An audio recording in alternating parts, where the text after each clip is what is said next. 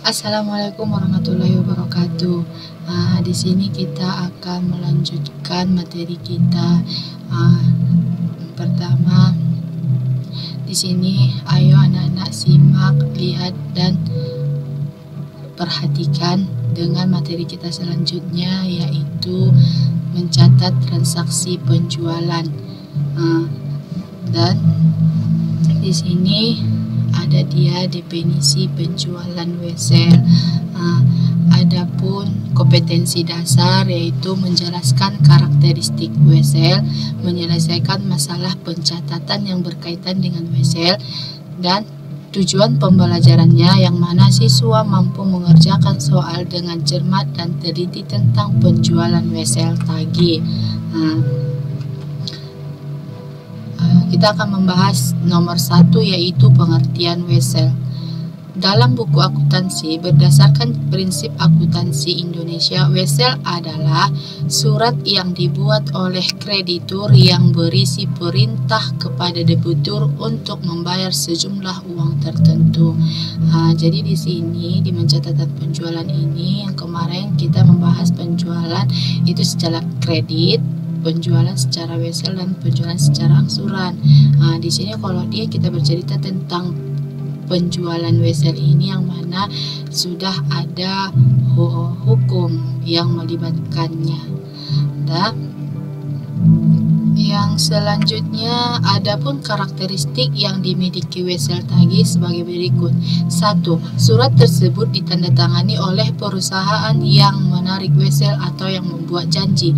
Yang kedua, terdapat nama pihak penerima wesel atau debitur yang dimiliki piutang atau pihak yang pembayar. Yang ketiga, terdapat nominal yang harus dibayarkan oleh penerima wesel.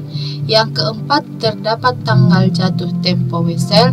Yang kelima, terdapat periode waktu antara tanggal penerbitan dan tanggal jatuh tempo. Yang keenam, terdapat tingkat bunga yang harus dibayarkan atas nilai nominal pada perjanjian wesel. Di sini karakteristiknya ada 6. Oke, biar lebih jelas kita masuk dalam contoh wesel. Oke, perhatikan contoh wesel di bawah ini. Yang pertama tadi ada dia nominal. Di sini ada nominalnya sebesar 2 juta rupiah. Terus dibubuhi tanggal penerbitan wesel yaitu 17 Mei 2019. Di sini akan dibayarkan melalui bank yaitu Bank BCA Kemayoran sebesar 2 juta rupiah. Ini dia bentuk dia tulisan. Ditambah tadi dengan bunganya pada contoh soal wesel kita yaitu 10%. Tanggal jatuh temponya tanggal 16 Juli 2019 dan ada dibubuhi nama toko dan usaha yang memberikan wesel. Ini dia yang menerima wesel yaitu toko ABC, yang memberikan wesel yaitu PD Maju. Di sini penarikan wesel ini harus ditandatangani kedua toko yaitu toko ABC dan PD Maju. Pihak pertama yang memberikan wesel itu PD Maju, yang membayar yaitu toko ABC. Di sini dilihat dari berapa hari dia dari tanggal 17 Mei tanggal penerbitan sampai dia 16 Juli 2019. Ini harus dihitung berapa hari dia yang akan dikenakan jatuh temponya 17. Berarti kita di sini harus mengetahui berapa hari dalam 1 bulan, baik Januari sampai Desember. Di sini harus kita pahami Januari berapa hari, Februari berapa hari, Maret berapa hari, itu harus kita kuasai terlebih dahulu. Selanjutnya ada dia pencatatan penjualan dengan wesel, yang mana berikut ini contoh pencatatan penjualan wesel. Pada tanggal 6 Agustus 2019, UD Setia menjual barang dagangannya sebesar 4 juta rupiah kepada toko langganan. Wesel memiliki nilai nominal 4 juta rupiah dengan tingkat bunga 12% dan jangka waktu pembayaran selama 60 hari sehingga tanggal jatuh tempo pada tanggal 5 Oktober 2019. Bagaimanakah pencatatan yang tepat untuk transaksi di atas? Perhatikan ya Inang, di sini ada 3 pencatatan. Yang pertama itu A, pencatatan penjualan dengan wesel. Di mana di sini penjualan dengan wesel akan menyebabkan wesel tagih bertambah di sebelah debit dan penjualan bertambah di sebelah kredit. Ini dia pada tanggal 6 Agustus tadi itu pencatatan penjualan wesel. Berarti jurnal yang mau kita buat yaitu wesel tagih 4 juta rupiah dan penjualan 4 juta rupiah. Yang kedua, pencatatan wesel tagih pada saat jatuh tempo. Kalau dia sudah jatuh tempo berarti menambah dengan bunga, yaitu pada tanggal 5 Oktober 2019. Jadi kas akan bertambah sebesar berapa bunga yang akan kita peroleh. Di sini kasnya Rp4.080.000, pendapatan bunganya Rp80.000 dan wesel tagihnya Rp4.000.000. Dari mana kita dapat pendapatan bunganya? Oke, simak lagi dia pada saat contoh. Ini pada saat tanggal 6 Agustus 2019. Ude Setia menjual barang dagangannya sebesar Rp4 juta. Rp4 juta lah kita kalikan tingkat bunganya 12% dikali hari jatuh temponya dari tanggal 6 Agustus ke 5 Oktober itu 60 hari dikali 60 dibagi 360 kita gunakan itu perhitungan hari 1 tahun, kita genapkan 360 hari. Jadi untuk mendapatkan yang 80.000 ini tadi 4 juta dikali 12% dikali 60 dibagi 360 hari, totalnya itu Rp80.000. Dari situlah kita dapat pendapatan bunga. Di sini pencatatan penerimaan itunya pada saat jatuh tempo. Kalau dia sudah jatuh tempo itu tadi menambahi bunga dan kas akan bertambah sebesar Rp80.000. Jadi kas yang akan diterima PD Jaya tadi itu Rp4.080.000. Yang ketiga atau yang C, pencatatan wesel tagih gagal bayar. Di mana di sini apabila debitur tidak dapat membayar hutangnya pada saat jatuh tempo, maka wesel tagih akan disebut tagih gagal bayar. Maka perusahaan akan mencatat. Berarti itu kan tadi pada soal tanggal jatuh temponya itu tanggal 5 Oktober 2019. Makanya di sini tanggal 5 Oktober 2019. Tadi pada saat tertagih dia disebut kas, pada saat tidak tertagih dia disebut piutang usaha. Kenapa kita sebut dia piutang usaha? Karena itu sudah pendapatan kita tetapi belum kita terima. Jadi kalau sudah kita terima itu dikatakan kas.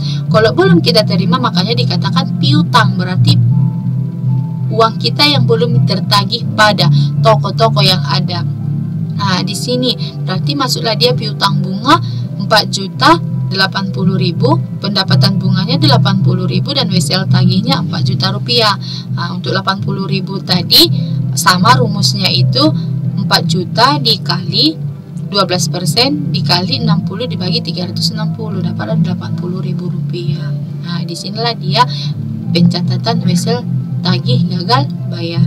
Yang D yaitu pencatatan wesel tagih yang jatuh tempo pada tahun fiskal berikutnya.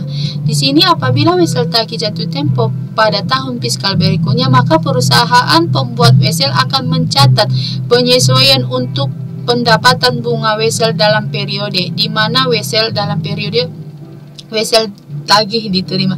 Jadi di sini pada saat tahun fiskal pada pencatatan wesel tagih ini yang mana habis dalam 1 tahun itu dan berlanjut ke tahun berikutnya, misalnya akhir Desember 2018 ke awal Desember 2019 atau akhir Desember di 2019 awal Desember di awal Januari di 2020. Seperti itulah yang dikatakan tahun fiskal pada pencatatan wesel tagih pada periode berikutnya ini. Dah. Selanjutnya masuk kita pada contoh soal. Dilihat ya Mang, disimak. Pada tanggal 1 Maret 2019, UD Sentosa membuat wesel yang ditujukan kepada toko Anggina agar piutang usahanya memiliki hukum. Nilai nominal wesel tersebut adalah sebesar 9 juta rupiah dengan tingkat bunga 10% per tahun dan jangka waktu 90 hari. Di sini harus yang diminta itu ya.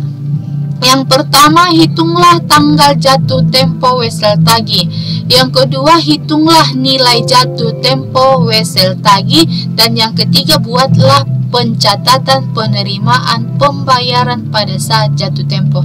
Jadi di sini pencatatannya ada tadi 4, yaitu pada saat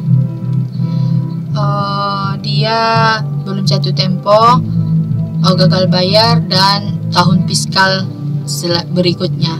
Itu pencatatannya ada 4. Tadi yang diminta pada soal ini 1, pada saat penerimaan pembayaran pada saat jatuh tempo.